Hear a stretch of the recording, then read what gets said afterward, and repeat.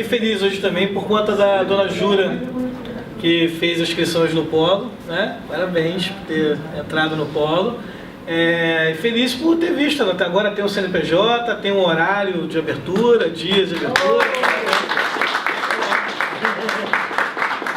É isso aí que a gente, para isso que a gente trabalha, né? Por isso que o meu Eugênio está nessa relação e já eu também.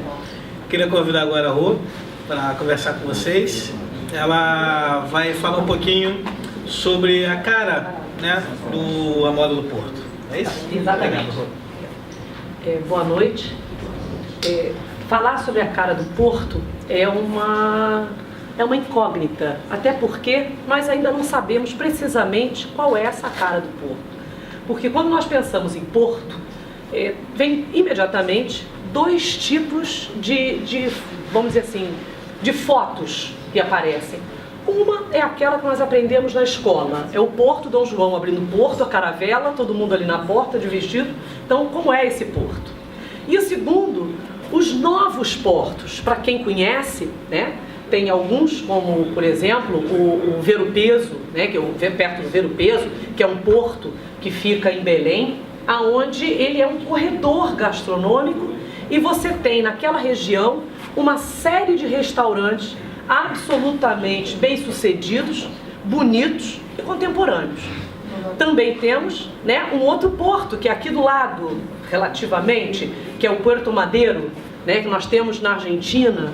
Também é um outro formato de porto que é completamente gastronômico, contemporâneo e de praticamente uma alta gastronomia. Pensando sobre esses dois focos, aonde nós estaríamos situados nesse? Por quê? A questão da revitalização do porto é, teoricamente, recente, né? Se fala há muito tempo, mas ela começa a acontecer há pouco tempo. Se considerarmos, bem, o que é pouco tempo e o que é muito tempo? Eu considero que seja pouco tempo o nosso tempo de gastronomia. Até porque em 1500 fomos descobertos, em 1200 já tinha restaurante funcionando em Paris. Então daí a gente já tem uma diferença e uma distância, né, gastronômica imensa. Então vamos parar para pensar que quando começou a questão da revitalização, muitos dos senhores aqui, aliás eu vou fazer aquela pergunta, bem coisa de professor mesmo, quem daqui é proprietário de restaurante da região do Porto, por favor? Era prefiro ter perguntado quem não é, né? Tirando nós, todos, entendi. Então, que bom. Então, na realidade, quando muitos dos senhores abriram seu restaurante, eu acredito que ele era muito mais um restaurante da zona portuária, era um restaurante muito mais virado para o centro da cidade, do que praticamente um restaurante que se tornaria uma das estrelas de um dos pontos que serão mais importantes do Rio de Janeiro, turisticamente falando. Então, essa virada, eu acho que, quando a gente pergunta qual é a cara, somos nós que vamos dizer qual é a cara que nós queremos ter. Nós estamos tendo a oportunidade de uma segunda inauguração. Por quê? A primeira foi a que começamos a fazer. Quando eu digo começamos, é porque eu me incluo na parte da gastronomia, porque eu já trabalhei bastante tempo com restaurantes no centro da cidade. Então, quando foi aberto, quando os restaurantes dos senhores começaram, vocês tinham uma identidade. Só que agora o entorno vai se modificar. Que tipo de identidade nós queremos ter? Ah, não, eu vou manter a minha. Não, ótimo. É claro que eu não... o que você fazia hoje? Já servia cabrito. E agora, pizza? Não, não é disso que eu estou falando. Eu estou pensando o seguinte: o que temos hoje é o que queremos servir no momento em que o Porto virá um ponto turístico? Ou temos esse tempo para repensar a nossa cara? Será que temos um tempo, até que também não é tão grande assim, mas temos um tempo para repensar nas apresentações dos nossos pratos, nas formas de produzir, né? Não basta, eu tenho um prato que é maravilhoso, ótimo, eu sirvo ele da mesma maneira há 30 anos, ótimo. Agora, será que existe alguma forma, alguma nova cara com este mesmo sabor? Será que tem alguma coisa que podemos fazer para acompanhar essa atualização e tem algum prato específico, aí agora eu pergunto, né? O que vamos fazer em relação aos nossos restaurantes para estarmos alinhados com essa nova proposta do nosso entorno? Porque o entorno vai mudar, o entorno está mudando. E como nós vamos nos posicionar diante desse entorno? É possível manter as características atuais? Em alguns casos sim. É possível melhorar? Acredito que sim. Temos novas técnicas, temos nossos formatos. Por exemplo, o Berg, né, que acabou de mostrar aqui, eu sempre digo para ele o seguinte: já tem algum tempo que eu trabalho basicamente com consultoria, trabalho logicamente com alimento, mas eu não estou mais diariamente na frente do fogão, não estou ali regendo, né, aquela orquestra que é uma cozinha, já tem alguns anos, quando eu passei para a parte acadêmica. Então, eu fico pensando o seguinte, eu digo para o Berg, quando eu começo a ver as suas fotos, a minha vontade é levantar correndo do fogão. Quando eu começo a olhar as fotos que você tira, eu não sei se eu corro para um restaurante e peço um de cada, eu não sei se eu saio correndo e quero ensinar essa moçada nova a começar a trabalhar já nesse formato, ou se eu quero ver em que momento isso passa a ser algo do nosso senso comum. Eu acredito que praticamente todos aqui hoje, quando viram, não sei se já conheciam o trabalho do Berg, alguns acredito que sim, outros eu visivelmente percebi que foi uma novidade. Então, aquela foto, né, aliás, aquelas fotos onde às vezes nós víamos um simples bolinho, mas havia um entorno tão charmoso que aquele bolinho passou a virar quase que uma pérola ali naquele meio. Então, em que momento nós conseguiríamos repensar nos nossos negócios? Em que tipo de trajetória, que tipo de direção nós estamos pensando em começar a seguir nesse novo momento? Posso ficar estagnado, gosto de ter a síndrome de Gabriela, né? Eu nasci assim, eu cresci assim, você sempre é assim. Então tem a pessoa que não muda, eu não mudo, eu sou assim, né? É a síndrome de Gabriela.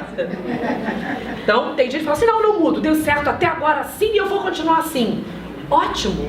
Quem não vai continuar assim é o seu entorno. O que você vai fazer para acompanhar o entorno? Eu vim dando certo até agora dessa maneira, mas tudo era como está. E agora não mais será. Então, qual o passo que nós temos que dar para ter uma nova cara? Essa chance, acredito eu, que seja uma chance única. Quantas pessoas conseguem reinaugurar o seu próprio restaurante depois de X anos dele aberto e com clientela garantida? Isso é um sonho. Até quando você compra um restaurante que já está aberto e você dá a sua cara, é um risco você ter uma mudança de clientela. Então, se você domina o seu público, domina o seu cardápio, se você domina o seu business, o seu negócio, ou seja, a chance de fazer algo ainda melhor e mais, com um apoio, que eu vou dizer que essa revitalização do Porto, ela está vindo de carona no colo de mãe, né? Porque está vindo com um apoio irrestrito, nós vemos, do pessoal do Sebrae, da Prefeitura, ou seja, é um time de profissionais que está praticamente carregando todo mundo no colo. Olha só, vamos por aqui, vamos fazer junto, vamos testar, temos quantas, eu acredito que se sair daqui, né, eu acho que isso aqui é um segredo de 50, se sair daqui, olha só, o Berg está fazendo um trabalho maravilhoso pro Polo, ele deu um desconto, amanhã o Rio de Janeiro todo cai em cima dele. Quantas pessoas tiveram, quantas, né, empresas têm a oportunidade. Não estou dizendo que o Berg seja inacessível sob nenhuma hipótese, pelo contrário, é uma pessoa maravilhosa, conheço o Berg há muito tempo, trabalhamos, fizemos vários trabalhos juntos, ele é fantástico. Agora, quantas pessoas têm a oportunidade de ter os seus pratos fotografados pelo Berg, tendo um impulso de marketing, porque tudo isso que vem a reboque. É claro que o nome de vocês estando no polo, vocês vão estar na prioridade. Agora, Quantas vezes eu vou questionar. A minha função hoje, para quem viu, é essa, é criar tumulto na cabeça, é deixar todo mundo sair daqui zonzo, né? Eu fui contratada para isso. Ou seja, na realidade, qual é a nossa cara? Embora, sim, mas olha só, cada um de nós tem uma identidade diferente. Sim, nós temos uma identidade diferente, o que não quer dizer que não possamos melhorá-la dentro das nossas individualidades.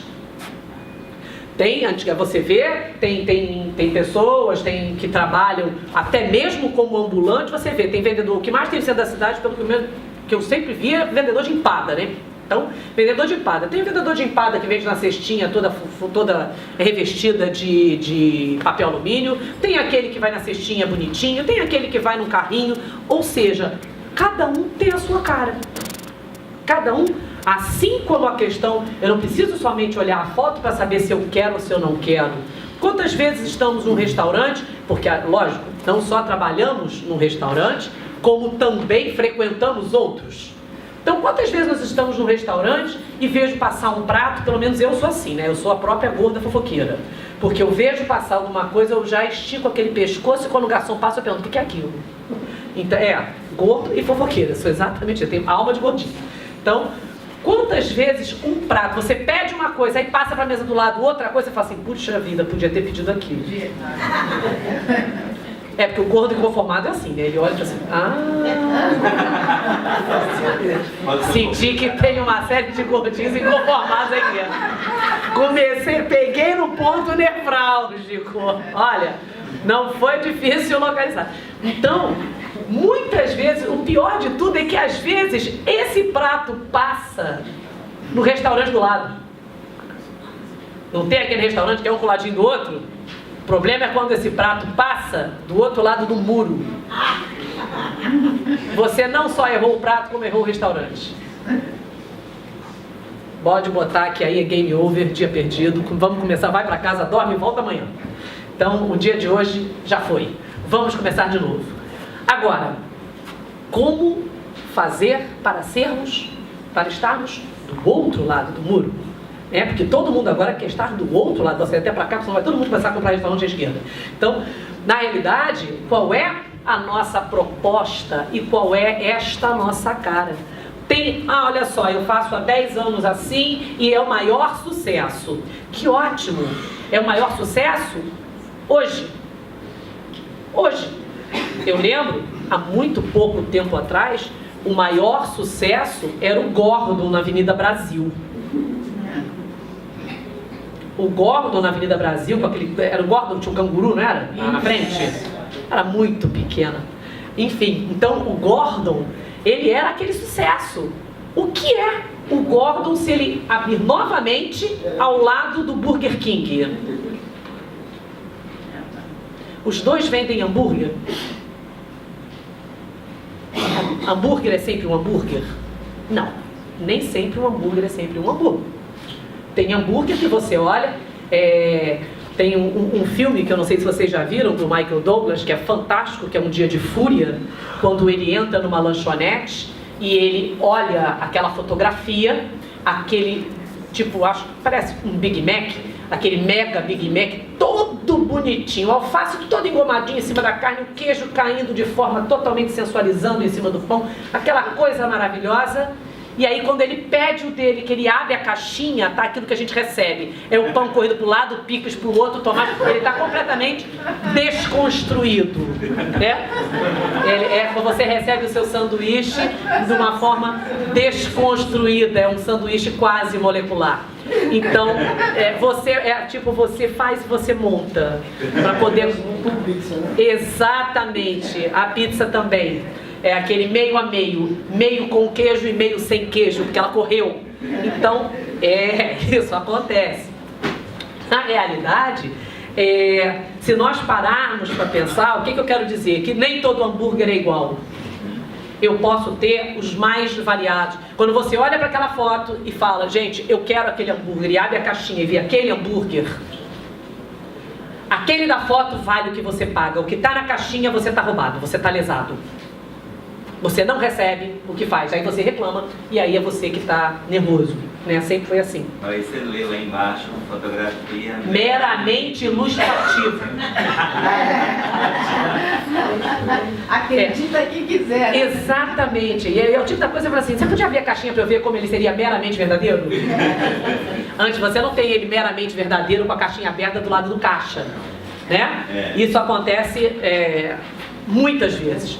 E normalmente, eu fico até muito confortável quando isso acontece e eu estou no caixa, porque eu sou a vítima, eu não sou a causadora. Muito ruim é quando nós causamos a decepção no outro. Qual é o risco que corremos? O risco que nós corremos é o risco da decepção no outro. Eu costumo sempre dar um exemplo na faculdade, que é o seguinte: não tem preço quando você destrói a noite ou o almoço de alguém que esperava muito por aquele momento. Muitas vezes para nós é corriqueiro estar naquele local. Mas para muitas pessoas, estar naquele local foi um objeto de desejo, foi programado, de uma forma ou de outra, ela se organizou para estar ali. Ela se preparou. Ah, tem gente que vai, senta, come, vira as costas e vai embora. Mas tem gente que fala assim, olha, eu queria muito ir naquele restaurante. Escolhe uma data e vai lá. Naquele dia, ele recebe, infelizmente, aquele prato que foi o sanduíche da caixinha. Indelével a sensação de frustração que a gente causa no outro. É completamente, você pode fazer o que você quiser, sugerir troca, você pode sugerir um novo prato, você pode fazer o que você quiser, mas o primeiro registro que ficou amalgamado na pessoa foi da insatisfação e o pior, a frustração. E esse a gente não tira. Então, exatamente nesse momento de mudança que eu volto a insistir em qual é a nossa cara. Alguém achou que eu ia dizer qual era? Só para saber que só estou frustrando todo mundo. Quando eu falo assim, você achou? Qual a nossa cara? Você achou que eu ia chegar aqui na fórmula? A nossa cara a partir de hoje é... Vamos ver o slide. Você achou que eu ia ver o slide? Na realidade, é até uma humilhação, né? Depois do Berg, ele cheio de foto linda, maravilhosa, eu aqui só com o microfone na mão. Mas a gente só consegue fazer 10 coisas ao mesmo tempo. Com 11 eu fico completamente enrolada. Então eu estava, quando estava saindo de casa, eu estava atendendo o telefone, estava tirando um cachorro, fazendo aquela coisa toda, e saí de casa, peguei o carro, vim, parei, fui passando o WhatsApp com ele no caminho. Quando eu desci do táxi aqui na porta, eu falei, bem, tá tudo certo? Tá. Tirando o pendrive que ficou no meu computador, tá tudo certo. E aí eu respirei fundo, 2 minutos, falei, eu não vou ter uma crise nervosa, vai dar tudo certo, eu vou ficar bem, eu vou respirar, eu vou ficar calma, vai ser bom e vai dar tudo certo, e eu não vou ficar nervosa. Aí o Berg, e aí, trouxe um monte de foto? Eu falei, ah, não, acabou agora o Berg, trouxe o filme pra passar. Uma caixinha. Olha a caixinha, olha a caixinha. Sabe o que eu falei, Berg, telefone pra você lá na Lapa. Enfim. Na realidade, é exatamente isso. É a história da caixinha. São as frustrações. Então, o que na realidade, quando eu falo assim, qual é a nossa cara? Nós não temos ainda a nossa cara. Porque nós não sabemos ainda qual é a cara do que vem. Mas sabemos que não teremos mais essa cara. Nós não sabemos qual teremos. Mas afirmo que não é a que temos. E como se preparar para isso? Só tem, a meu ver, exatamente. Para se preparar para essa nova cara, existem alguns caminhos que são, né? O primeiro deles, está na hora de rever conceitos. Como assim rever conceitos? O que eu estou fazendo? O meu cardápio, eu fiz recentemente, eu falei sobre isso recentemente, algumas pessoas inclusive estavam lá, né, na palestra que nós demos aqui na Barões de Fé. E na realidade eu acredito que a primeira coisa que a gente tem que fazer é parar para pensar no cardápio. né? O primeiro ponto de tudo é o cardápio. Esse cardápio que eu tenho hoje, quando eu fiz essa pergunta lá na outra palestra, eu falei assim, quem não muda o cardápio há 6 meses? 200 levantaram a mão. Lembrou, né? Aí eu perguntei, quem não muda o cardápio há 1 ano? 100 levantaram a mão. Aí eu falei, quem não muda há mais de 2 anos? Dezenas levantaram a mão. E aí sobrou assim, quem mudou nos últimos 5 anos? Um herói levantou o braço. E aí eu falei, nossa, que bom, alguém mudou alguma coisa em 5 anos. E eu acho que, não, tá dando certo? Tá dando certo. Mas se nós pararmos para pensar, até quando vai dar certo? Se nós temos necessidades de novidades, por que o meu cliente também tem, mas ele tem a chance da novidade. Qual é? É indo no teu concorrente. A extensão do seu cardápio, querido, está do outro lado do muro. Se o que você serve ele não quer, ele vai buscar. Todo dia seu cliente tem 2 opções: comer ou não comer. É isso. Quantas opções você tem no seu cardápio? Eu tenho 30. Não, querido, só 2. É o cliente vir ou não vir. Se ele não vai ao seu, ele foi em algum lugar. Porque ele ainda está vivo, ele não morreu, ele está comendo, ele está se alimentando. Então ele está indo a outro lugar. Que lugar é esse? Não estou dizendo que vai começar agora uma sabotagem louca, todo mundo de peruca no restaurante do vizinho. Não é. Não estou dizendo isso. O que eu estou dizendo é o seguinte: de que maneira eu vou tornar o meu restaurante mais atrativo, contemporâneo e fundamentalmente mais lucrativo. Porque a mudança, ela não implica só em custo. A mudança implica em custo, até mesmo assim, custo-benefício, quando é em casa, né? Porque aí a gente, quando faz uma mudança, é um estrago. Agora, quando nós fazemos mudança nos nossos negócios, eles são calculados para um futuro de rentabilidade. Então, será que não é a hora para pegarmos 2 caronas? A primeira, na nossa atualização, na contemporaneidade do nosso negócio. E a segunda, na revisão dos nossos conceitos. Por quê? O que a gente imagina quando a gente for voltar à questão do porto? O que a gente imagina, né? A primeira ideia, o porto, ele é cercado de trabalhadores que, por sua vez, trabalhadores almoçam cedo e normalmente são alimentos de substância, porque ele precisa daquela energia, ele tem aquele prato altamente farto, cheio, né, com aquela comida mais pesada. Tanto é que praticamente em todos os países do mundo existe a dobradinha, que é sopa de frutos do mar e tripas.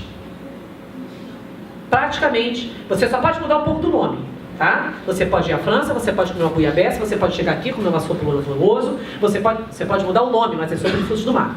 A receita é praticamente a mesma coisa. Você pode chamar como você quiser.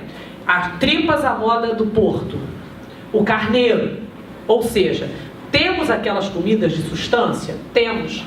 Agora, ela precisa ser ainda servida daquela maneira? Eu não preciso mudar o foco do meu negócio. Eu preciso mudar, ou eu devo mudar, ou eu quero mudar, mas eu preciso fazer alguma coisa. Isso é claro. Então, deve fazer uma pergunta. Aliás, parece monólogo, mas não é. Eu gostaria que vocês, por favor, se manifestassem. Porque... Só não levanta e vai embora que eu posso falar. É porque é o seguinte, alguma coisa que parece uma contradição, mas não é. Né? É uma coisa meio que parece uma contradição, mas eu acho que não é. Eu tive uma vez uma oportunidade de experimentar em Boston um caranguejo, um crab, que eles faziam lá tradicionalmente. Era um bar que servia do mesmo jeito há 80 anos. Era um lugar que todo mundo ia para comer aquele tipo de coisa. Quer dizer, essa coisa não mudou. A receita em si, a maneira de mas ela trazia toda uma história junto com ela. Mudou a maneira de colocar aquilo sobre a mesa. Mudou a maneira de apresentar e de me seduzir, né, para aquela história. Por que eu fui lá? Né? Porque é um caranguejo que não podia comer, talvez, igual em outro lugar. Mas eu fui lá porque naquele lugar, daquele jeito que ele se viu, é isso que eu acho que a gente tem como valorizar aqui também. Exatamente isso que eu venho, né, nesses minutos aqui, que eu venho falando. Não precisamos, sim, eu tenho um prato que é o meu prato de sucesso. Lindo! Ótimo! Agora, vamos pegar esse prato de sucesso e vamos colocá-lo numa foto de Berg Silva? Essa é a proposta. Vamos transformar os nossos sabores de sucesso em fotos de sucesso, né? Em registros de sucesso, visualmente falando. Agora, tá, isso é muito bonito, muito legal, mas a minha equipe da cozinha tem síndrome de Gabriela, eles só fazem daquele jeito, daquela maneira, daquela forma, mudar isso é difícil. Não, não é. Não é difícil se a gente acredita. Porque quando você compra a ideia, quando você mostra o que você está fazendo, quando você seduz através da credibilidade, o outro vem. Se nós acreditarmos que nós precisamos mudar, que vai ser melhor e que o resultado vai ser melhor, e isso vai gerar um crescimento profissional para a pessoa que está com você ali, à frente da sua cozinha, à frente do seu fogão, porque acredito que muitos dos senhores não sejam os próprios chefes das suas casas. Então, se eu tenho a oportunidade de pegar se esse funcionário tem a oportunidade de ser trabalhado para uma melhoria da casa, eu acho que sempre é possível uma conversa, é sempre possível mostrar que o ganho que ele vai gerar para a casa, em primeiro lugar, é dele. Porque uma vez que ele aprenda, ele leva com ele para onde ele for. Ah, legal, Rô, eu vou lá, capacito meu funcionário e ele vai embora. Gente, isso é lei da vida. Isso é risco. É só pagar aquele filho. Exatamente. Né? Até no casamento alguém vai embora, né? Então, por isso que né? Ex-marido, ex-mulher, só não tem ex-sogra, porque aí também é um esculacho. Isso é o fim do mundo, né? Ex-marido, ex-professor. Eu mesmo com meus alunos, eu digo, gente, eu vou ser ex pro resto da vida de vocês. Vocês vão passar, aquela velha ali foi minha professora. Então, e isso, o funcionário pode ir embora? Pode. Ele pode ir embora se alguém oferecer mais dinheiro do que você. Ele pode ir embora se ele achar que ele não é valorizado. Ele pode ir embora porque ele quer ir embora. Ele quer ir embora porque ele vai embora. Esse risco ele pode correr agora. Você chega lá e fala assim, fulaninho, tô indo embora. Por quê? Se apaixonou, a pessoa mora na Zâmbia e ele acabou de embarcar para a Zâmbia. Que maravilha.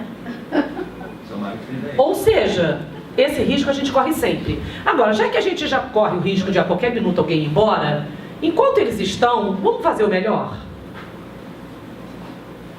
Diga. Fale.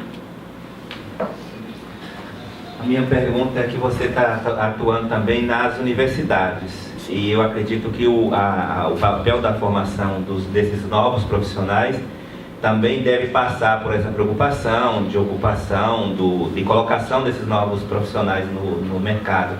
Eu queria saber como é que isso rebate na universidade e o que a universidade está fazendo para que, quando esses profissionais chegarem ao mercado, também possa ajudar a melhorar o que está acontecendo hoje. Tá. Essa pergunta do Israel é uma pergunta que eu diria que eu vou ter que responder respirando, andando em cima da navalha. Por quê? O Brasil como um todo, ele está no momento de mudança, né? Nós estamos entre as Gabrielas, do Eu Sempre Fiz Assim, que são os cozinheiros que sempre aprenderam na cozinha e sempre fizeram, e uma geração nova que acha que todos são a Tala. Então, o aluno entra no primeiro dia, parece que ele bota aquela roupa e ele vira o super-homem. Você tem que andar pelos corredores com a criptonita para ele poder voltar ao normal e perceber que a vida não é assim. Dentro da faculdade, os alunos, até vamos deixar uma coisa muito clara, as faculdades também são muito recentes. Então, apanha o aluno, apanha a faculdade, apanha o professor, o MEC bate em todo mundo, aí a gente vai buscar parceria com as instituições, eu estou falando agora como acadêmica. Então, vamos buscar parcerias com escolas que já têm 100 anos de mercado, e aí um vai buscar, né, uma parceria com uma escola francesa, o outro vai buscar parceria com uma escola americana, o outro vai buscar parceria com uma escola argentina. Então, o que acontece? Essas parcerias vão se formando com o simples intuito de você acelerar o conhecimento não só do discente como do docente. Ou seja, cada vez que uma parceria dessa se dá, o professor também é treinado e ele também absorve novas técnicas. Colocar esses meninos no mercado, que foi o que o Israel perguntou, é um risco muito grande, porque hoje é um risco, entenda-se, quando nós temos uma cozinha, aonde vamos colocar que temos 8 funcionários que fazem da mesma maneira que sempre fizeram, aprenderam com a vida, desde 10, 12, 14 anos estão numa cozinha, eles têm um elemento que é fundamental, que eu já vou explicar qual é, e chega um garoto novo, cheio de marra, achando que ele sabe de tudo. Gente, em primeiro lugar, chefe de cozinha é cargo, não é profissão. Eu sou um chefe de cozinha, não. Eu fui. Eu hoje não comando restaurante nenhum, então eu sou chefe do quê? Do meu fogão, em casa, né? Então eu não sou chefe de cozinha. Eu sou formado em gastronomia. Se eu vier trabalhar no restaurante amanhã, eu sou uma chefe de cozinha.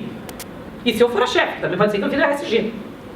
Né? Então, ou seja, chefe de cozinha é cargo. Então já começa a distorção a partir daí. Né? Também tem muita gente, eu sou cozinheiro. Sim, todo mundo que cozinha é cozinheiro. Isso é uma lógica. Então, essa questão das pessoas, porque eu sou um cozinheiro. Sim, você cozinha, ok. Né? Simples assim. E quando esse aluno ele entra na cozinha, ele quando sai da faculdade, na realidade, o que forma um profissional a ser apto a um chefe de cozinha? Conhecimento de técnicas, equilíbrio emocional e experiência. Esse trio forma uma pessoa apta a assumir um cargo de chefia. Quando o aluno sai, e ele é muito jovem, ele ainda não tem a experiência, ele passa dentro da sala de aula 2, 3 horas ali montando um prato com mais 5 coleguinhas, né, tá todo mundo ali em volta, aquela coisa, aí apresenta depois de 3 horas uma entrada, uma sobremesa e um prato principal. Aí ele se forma.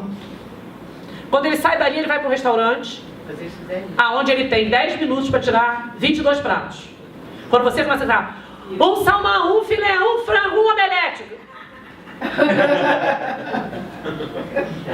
ele catatoniza e não sabe nem para que lado vai. Ele não tem equilíbrio emocional para esta pressão. E os estágios? Os estágios, eles podem ajudar, como podem denegrir. Um aluno de segundo período, por exemplo, que bate na sua porta. Eu sou estudante da faculdade Tianoca e eu queria uma vaga de estágio. Aí você, opa, estagiário, que maravilha, vou ter uma mão de obra aí, mas assim, ele está estudando, que beleza. Só que você não procura saber junto à instituição quem é esse aluno. Nenhum não.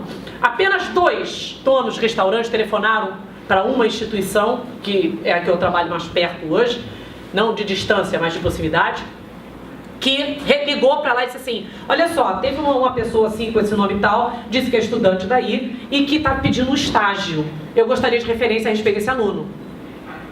Olha, esse aluno é um aluno que falta muito, ele não é um aluno que represente a faculdade. Muitas vezes, a gente vê por aí alunos que falam, né, a faculdade é uma droga. Sim, tudo bem. A faculdade é uma droga. Será que essa faculdade é uma droga e ele era um excelente aluno? Ele frequentava? Ele ia? Então, muitas vezes, você não sabe quem é o aluno, mas ele anda com a logo da faculdade. Então ele leva o nome da faculdade junto. Isso é um cuidado muito grande. Quando o aluno chega conquistando a equipe, dividindo os saberes, ele soma e é absorvido na equipe. Quando ele chega achando que ele é Monsieur e todo mundo é Raimundo, acabou. Acabou. Ele chega na cozinha, ô feijão, ô zoinho, ô Tonho, Charles quer falar com você. Acabou a relação ali mesmo. Começa uma coisa, começa a prepotência do aprendizado, né, a ser trabalhada de forma errônea. Então, cada vez que um aluno for fazer um estágio, cada vez que se for contratar um aluno, ex-aluno, recém-formado, que vai bater na sua porta pedindo emprego, a primeira atitude, liga para a faculdade, pede para falar com o coordenador da área, pede referência a respeito do aluno, que aí você vai saber se você vai criar um problema na sua cozinha ou se você vai ter uma solução. Porque os alunos ainda não têm equilíbrio emocional para entrar numa cozinha sem achar que já é o dono da verdade. Até porque eles se formam muito jovens. E é um deslumbramento. É uma profissão que hoje gera popstars, né? Quando eu digo popstar, não é pejorativo sob remota hipótese, né? Temos aí chefes de cozinha que estão em todas as mídias e que valem cada minuto de mídia e que a gente aprende a cada momento com cada um deles. Então é muito legal porque há tempos atrás nós não tínhamos um chefe disponível. Você não imaginaria aprender um prato com Claude Troaglot na televisão. Há tempos atrás era impossível você aprender a fazer algum tipo de massa com Olivier Anquier. Ou seja, eram pessoas que eram ícones, que muitas vezes ninguém nem conhecia, sabia nem quem era. A pessoa teve que ir para a televisão para falar. Isso é uma coisa muito clara. Há muitos anos atrás, mas muitos anos mesmo, a Flávia estava recém-aparecida, Flávia Quaresma, minha querida Flávia Quaresma, e eu tinha uma certa birra com a Flávia, porque eu achava a Flávia marqueteira, achava que a Flávia era marqueteira. Até um dia que numa conversa informal, eu falei isso para ela, eu falei assim, ô Flávia, diz uma coisa, você tá aí, você fala, em que momento você cozinha? Aí ela riu e falou assim, Rô, na realidade é o seguinte, eu treinei a minha equipe faz, eu estou sempre no restaurante, mas eu não perco oportunidade nenhuma de divulgar a gastronomia. Por quê? Porque as pessoas não estão ainda, isso tem mais de 10 anos, no mínimo. Assim, toda oportunidade que eu tiver de falar da gastronomia, toda oportunidade que eu tiver de expor a alta gastronomia, mostrar para as pessoas como é que nós estamos crescendo, que nós somos bons, que nós melhoramos, que nós temos chance de melhorar, eu vou fazer. Dali em diante eu passei a ser a primeira pessoa a falar para qualquer lugar. Gente, vamos chamar a Flávia? Peraí, olha só, eu tenho uma... Gente, olha só, Flávia, vem aqui, fala aqui um minutinho. Ou seja, eu acho fantástico os grandes chefes estarem sim na televisão.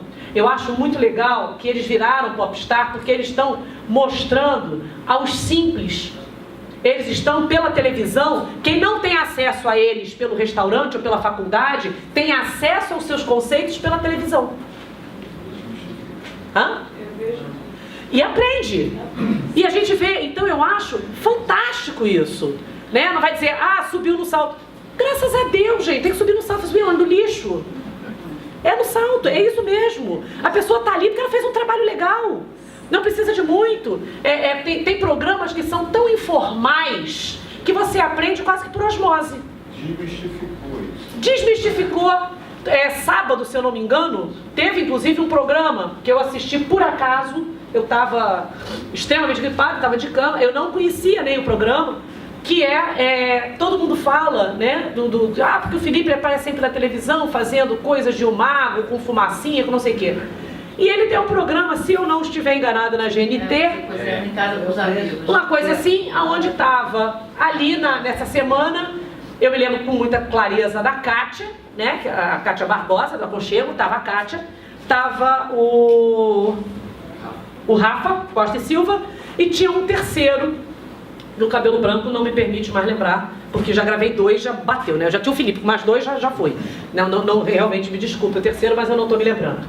E eles, numa conversa absolutamente informal, o Felipe Bronze fez uma série de gracinhas ali, com insumos absolutamente acessíveis e que coisas assim extremamente interessantes. Então era uma conversa entre a Kátia, entre o Rafa, entre o Felipe, ali batendo um papo em meia hora. Eles fizeram a entrada para a principal sobremesa, tudo com uma patrocínio de uma determinada marca, e ali, em 1 minuto, eu falei, nossa, isso deve ficar bom pra caramba. Eu fiquei louca pra comer aquele milho. É a primeira chance que eu já vou fazer aquele milho. Então eu acho que tá vendo o contrário, né? O aluno vem com a prepotência e o chefe tá vindo com a humildade. Eu tive um evento semana na mesa e Flávia Quaresma, tive prazer de escutar a Flávia Quaresma, e ela falou exatamente isso que está falando aí, sobre os problemas que esse chefe recém-formado no estrelismo chega para o estágio. As pessoas... É mais problema do que solução. É verdade, porque o que acontece? Todo mundo olha, as pessoas esquecem o seguinte: Flávia, Alex, Claudemir Barros, tantos outros, né? Todo mundo, gente, lava panela. Todo mundo. Olha só, quando isso começou, não tinha esse glamour. Não tinha essa equipe. Então a gente lavava panela mesmo. Né? E não tem jeito. Eu tenho 25 anos nessa brincadeira. Então, é forma de cobrar uma panela limpa, pelo menos. O cara é obrigado é lógico, claro. A primeira vez, eu fui durante 2 anos chefe do Teatro Municipal do Rio de Janeiro, do Assírio, e era, para quem conhece o tamanho do Assírio, você imagina o que era, né? A melhor coisa do mundo era quando tinha espetáculo. Porque a coisa mais pesada era quando não tinha espetáculo, porque o Teatro Municipal faz almoço para 3.000, evento para 5.000, café da manhã para 800, ou seja, quando ele está fechado é que é o risco. Quando ele está aberto, o risco está calculado, você sabe qual é a limitação. E você já sabe o que você vai servir. Você tem um cardápio. Então isso, quando você começa, quando o teu funcionário vê você metendo a mão, lavando a panela, pegando negócio, servindo, tirando mesa, não tem como você permitir. Então, essa geração nova que está vindo aí, ela só vem no salto se for permissivo. Ou seja, no primeiro momento que ela chegar, eu fui fazer uma consultoria de uma rede de restaurantes fantástica. Aliás, o dono era uma pessoa divertidíssima. E aí ele veio me contar uma história assim: você é professora do lugar X? Eu falei, sou. Ele falou, pois é, teve aqui um estagiário, um cara recém-formado. Chegou aqui, aí virou pra mim, ele é ótimo, ele virou assim, ele entrou aqui, falou assim, não, vamos fazer amanhã eu chego. Chegou no dia seguinte, todo engobadinho, meus funcionários aquilo ali, ó. Aí eu vi pelo espaço, os caras todos, a roupa toda torcida, lá dentro, o cara todo, mas trabalhando, o cara todo lá, ajeitado, aquela touca torcida. O cara chegou todo, falei assim, o cara chegou todo bonitinho, com uma pasta. Eu falei, bem, ele veio para comprar meu restaurante, né? Ele não veio para entrar na cozinha. Ele hoje vai comprar. Qual lugar que você quer? O meu, né? O meu. E aí ele pegou aquela pasta, quando ele abriu, eu falei, pô, ele vai desossar todos os meus funcionários, que era uma dúzia de facas ali dentro, assim, cada um aqui tem uma e quase cega. Ele chegou com 12 de vários modelos, tamanhos e cores. Falou, bem, agora acabou tudo, né? Ele vai começar a jogar essa faca no pessoal com maçã na cabeça. E aí, ele é muito divertido. E aí ele pegou e falou assim, olha, vamos fazer uma coisa, filhinho? Eu acho ótimo tudo que você estudou, mas eu queria o seguinte, eu tô rico porque todo mundo faz o que eu ensinei há 22 anos. Então faz um favor, antes de você abrir essa... Deixa a malinha, dá essa malinha aqui, guarda a malinha. Faz o seguinte, entra e aprende o que se faz aqui. Porque eu fiquei rico fazendo dessa maneira. Agora que você já sabe, o que você pode me ajudar? Eu quero que você acrescente e não que você mude. E aí, falei, o que aconteceu? Aconteceu que ele foi pra lá, virou pra cá, virou pra lá, ficou pra cá, e pra ele não deu. Por quê? Por que não deu? Porque ele queria chegar revolucionando, batendo meta, mostrando. No minuto que ele falou assim, ó, para tudo, eu tô rico porque eu faço assim. Vai lá, aprende com o pessoal, e ele dizia assim, na minha cozinha só tem ex. Aquele ex-bandido, ex-pedreiro, ex não sei o quê. Só tem ex, cozinheiro não tem nenhum. Vai ter talvez quando você entrar, mas cozinheiro não tem nenhum. Todo mundo aqui cozinha. Mas não tem ninguém formado com nada. O máximo que ele sabe é escrever. E foi com essa equipe que eu tenho há mais de 18 anos que deu certo. Então, gente, olha só. Na realidade, nós acabamos desvirtuando um pouco o nosso foco, mas fica a dica Quer um funcionário? Quer um estagiário? Entre em contato com a instituição, converse com a coordenadora do curso de gastronomia, logicamente, ou de nutrição, se quiser uma nutricionista para o seu estabelecimento. Entra no site, vai lá, procura a coordenação e fala: eu sou do restaurante tal, eu gostaria de um estagiário, blá blá blá blá blá blá blá blá. Não deixe de fazer o seguro, isso é básico, se ele cortar o dedo lá dentro você está roubado. Enfim, faça o seguro para o aluno, né, para o estagiário. Aliás, devia ter para todos, mas, enfim, para o estagiário fundamentalmente, porque ele não tem a carteira assinada. Ele é apenas um estudante. Então, nunca pegue um estagiário sem ter o seguro. E aí você entra, telefona, pede, fala e vem. Mas voltando ao que nos trouxe aqui hoje, agora eu deixo para vocês a pergunta aonde cada um dentro do seu negócio, qual é a cara que vocês vão dar para a moda do Porto? Qual é a cara que vocês vão escolher ter nesse novo momento da moda do Porto? Tenho certeza que o Sebrae está aí para apoiá-los, para orientá-los. É só procurar, né, a Maria Eugênia, conversa com ela com certeza vai ter uma orientação. Eu queria mudar um pouco da minha logo, tem consultor que te ajuda a fazer isso. Eu queria mexer um pouco na minha ambientação, tem consultor para isso. Eu vou aproveitar para fazer uma obra na minha cozinha que eu quero mexer, tem consultor para fazer redefinição de layout. Eu queria dar um trabalho diferente, eu queria refazer meu cardápio, tem um consultor para lhe ajudar. Ou seja, vocês estão literalmente em berço esplêndido. Então vocês têm todo um apoio de uma forma e de um custo absolutamente possível, acessível. E agora eu deixo, né, com vocês qual será a cara do Porto. Gente, alguma pergunta? Tipo assim, acabou? Sim. Enfim, então eu agradeço a vocês, né? Agradeço a presença, agradeço a paciência e principalmente eu desejo a todos vocês sucesso nessa nova empreitada, sucesso na escolha dessa nova cara e rezo para que vocês realmente escolham uma nova cara.